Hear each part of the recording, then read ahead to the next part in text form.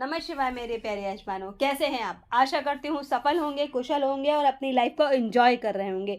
पंडिताइन जी का पिटारा आपने खोल रखा होगा और उससे मिलने वाले मोतियों को अपने पास रख रहे होंगे, है ना। और इसके लिए आप उनके चैनल को सब्सक्राइब करवा रहे होंगे, क्योंकि सब्सक्राइब तो आपने कर ही लिया होगा, लाइक कर रहे होंगे और उनके वीडियोज़ को शेयर कर रहे होंगे, है ना। तो चलिए, जो पंडिताइन जी आपके लिए विषय लेकर आई हैं वो है आपके इष्ट देव कौन हैं। जी हाँ मेरे प्यारे यजमानों, आज का विषय है आपके इष्ट देव।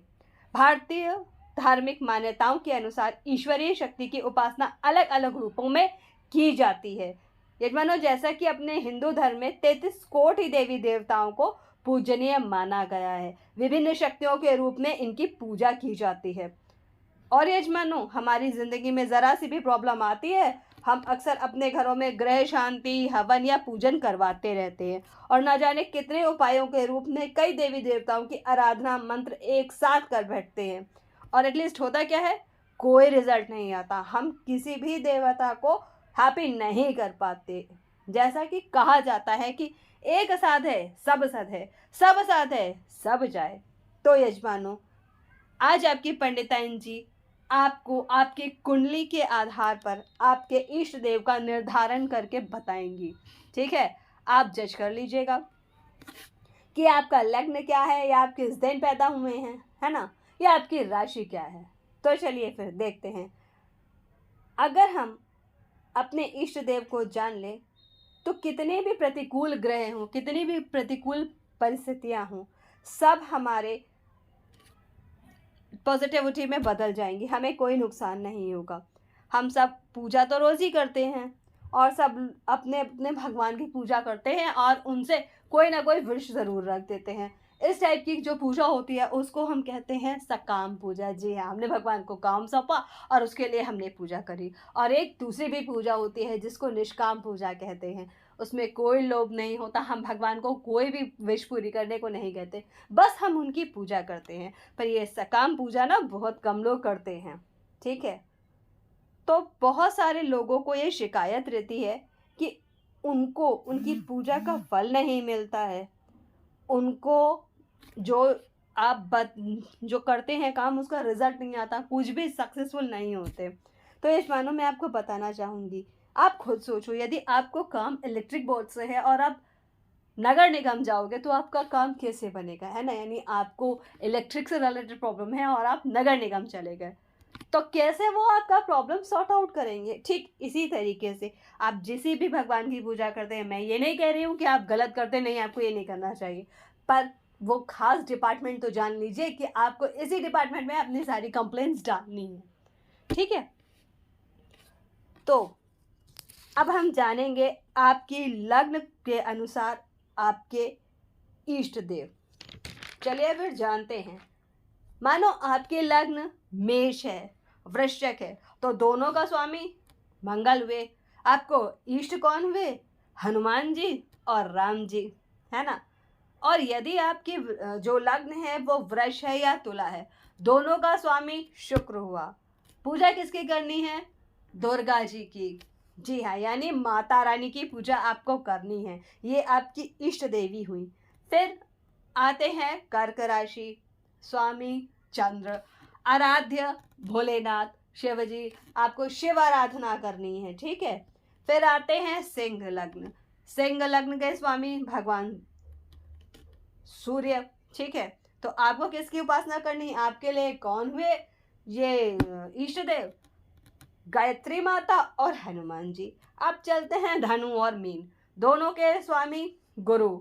आपको पूजा क्या करनी है, विष्णु जी के किसी भी स्वरूप की आप पूजा कर सकते हैं और उनके साथ में उनकी अर्धांगिनी भगवती माँ लक्ष्मी जी की पूजा आपको करनी है। फिर आते हैं मकर और कुंभ राशि पर। जी हाँ, इनके स्वामी हैं शनि देव और इनको जो इष्ट देव हैं वो हनुमान जी और शिव जी हैं।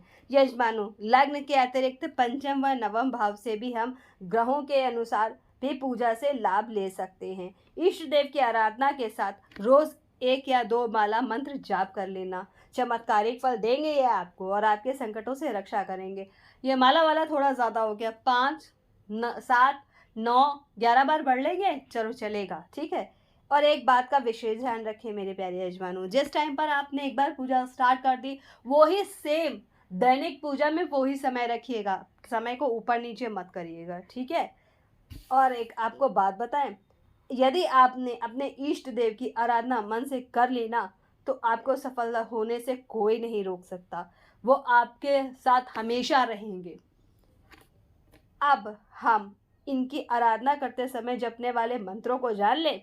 तो चलिए, अगर आपको भगवान हनुमान जी की पूजा करनी है, आपके आराध्य हैं, तो आपका जो मंत्र होगा वो होगा ओम हं हनुमंताय नमः।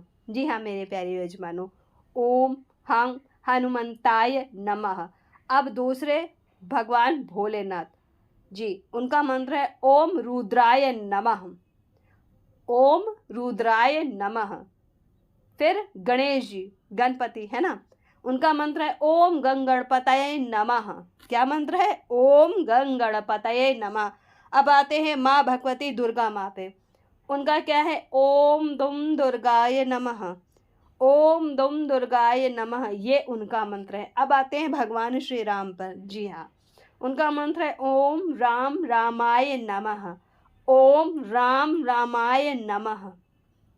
ठीक है प्यारे यजमानों, अब आते हैं भगवान विष्णु पर। उनके लिए आपको क्या करना है? आपको विष्णु सहस्त्र नाम का पाठ करना है। और एक सबसे बड़ा जो ब्रह्म मंत्र है उनका, वो है ओम नमो भगवते वासुदेवाय नमः। जी हाँ मेरे प्यारे यजमानों, ओम नमो भगवते वासुदेवाय नमः।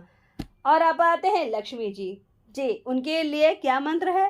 पहले तो आपको लक्ष्मी चालीसा का पाठ करना है, और जो मंत्र है वो है ओम श्रीं श्रींय नमः, ओम श्रीं श्रींय नमः। ठीक है यजमानों, किसी भी कुंडली के लग्न, पंचम व नवम भाव में स्थित राशियों के आधार पर हम ये इष्ट देव निर्धारित करते हैं। आप में से कितने ही लोग ऐसे होंगे जिनको अपनी कुंडली का पता नहीं होगा, तो क्या करेंगे? कोई बात नहीं, आपके पंडिताइन जी है ना, सो फिकर नॉट। चलिए, अपना बर्थ मंथ तो पता ही होगा ना, तो जानते हैं आपके इष्ट देव आपके बर्थ मंथ के अनुसार। यजमानों, यदि आप जनवरी या नवंबर में पैदा हुए हैं तो भगवान शिव और गणेश जी की आराधना करें, ये हैं आपके इष्ट। और यदि आपका जन्म फरवरी में हुआ है तो भोलेनाथ की कृपा आप पर रहेगी और आपको भोलेनाथ की आराधना करनी है। और यदि आपका जन्म मार्च, अगस्त या दिसंबर में हुआ है तो श्री हरि विष्णु की आराधना कर लीजिए, देखिए कितने अच्छे फल मिलते हैं। अब चलते हैं अप्रैल, सितंबर और अक्टूबर। जी हाँ, जिन यजमानों का जन्म इस मंथ में हुआ है ना, वो गणपति की आराधना शुरू कर दे और देखे कितने बढ़िया फल मिलते हैं। मई जून में जन्म लिया है अगर आपने, तो जगत जननी माँ भगवती की आराधना करें, सफलता अवश्य आपको प्राप्त होगी। यजमानों, यदि आपका बर्थ जुलाई में हुआ है तो आप भगवान विष्णु व गणपति जी की आराधना कर सकते हैं। ये जोड़ी बहुत फैंटास्टिक है, मामा भांजे की जोड़ी है ना। अब चलते हैं यजमानों, अगर आपको सिर्फ दिन पता है, मंथ भी नहीं पता है, क्योंकि कुछ पुराने लोग होते हैं जिन्हें नहीं पता होता, इंग्लिश मंथ नहीं पता होते, तो क्या पता होता है? दिन तो पता ही होगा ना, इस दिन हुआ था, उस दिन हुआ था, सिंपल। चलो चलते, अब दिन के हिसाब से भी जान लेते हैं। अगर यजमानों आप में से किसी का जो बर्थ है वो संडे को हुआ है, तो आपको भगवान विष्णु की आराधना करनी है और सूर्य को जल तो अवश्य ही देना है। लिख लीजिए, आपके इष्ट देव भगवान विष्णु हैं, डे के हिसाब से, दिन के हिसाब से। ठीक है, यदि आपका जन्म मंडे को हुआ है तो शिव आराधना करें, हुए आपके भोलेनाथ इष्ट। ठीक है, और आपका जन्म यदि ट्यूसडे को हुआ है तो हनुमान जी, कोई पूछने वाली बात नहीं है। और अगर आपका बर्थ वेडनेसडे को हुआ है तो गणपति की आराधना करें, वो हुए आपके इष्ट। और यदि आपका जन्म थर्सडे को हुआ है तो आप क्या करेंगे? आपको शिव आराधना करनी है। आप चौंक गए, विष्णु आराधना क्यों नहीं? नहीं मेरे प्यारे यजमानों, शिव आराधना करनी है। जी हाँ, और अगर आपका बर्थडे फ्राइडे है, बर्थडे, तो फिर आप देवी, कोई भी देवी हों, आप उनकी आराधना कर सकते हैं। उसमें से कोई दुर्गा माता नहीं, भगवती जगदम्बा नहीं, सरस्वती जी नहीं, आप अपनी किसी भी जिनको आप मान भी रहे हैं उनकी पूजा कर सकते हैं। ठीक है, कोई परेशानी नहीं होगी। और शनिवार को अगर आप पैदा हुए हैं तो आप भैरव जी की पूजा कर लीजिए, सही रहेगा। यजमानों, आशा करती हूँ आपको इस वीडियो से अपने आराध्य को समझने में सहायता मिलेगी। किंतु फिर भी यदि परेशानी हो तो अपनी डिटेल्स कमेंट बॉक्स में डाल दीजिएगा। मैं आपके इष्ट देव को जानने में सहायता करूंगी। और आशा करती हूँ मेरे प्यारे यजमानों, आज आपको मेरा यह वीडियो पसंद आएगा और आप लाइक करेंगे, है ना, शेयर भी करेंगे और बेल आइकन तो दबा ही देंगे। तो मेरे प्यारे यजमानों, बहुत बहुत धन्यवाद। आशा करती हूँ आप सब कुशल होंगे और सफल होंगे। Thank you. बर्थ डिटेल्स आप कमेंट बॉक्स में छोड़ दीजिए, मैं आपको अपने इष्ट देव को समझने में आपकी सहायता करूँ। तो आज के लिए धन्यवाद।